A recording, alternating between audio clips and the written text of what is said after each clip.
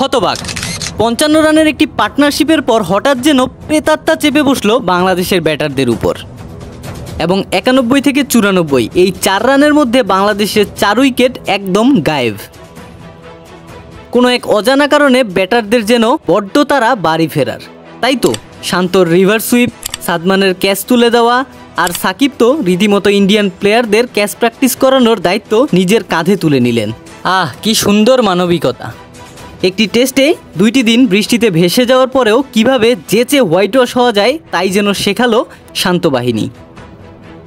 তবে সব ছাপিয়ে বাংলাদেশের এক্সপেরিয়েন্সড ব্যাটারদের দৃষ্টিকটু শট সিলেকশন এবং মনোযোগের ঘাটতি, যা স্পষ্টতই এই হোয়াইট ওয়াশের অন্যতম কারণ।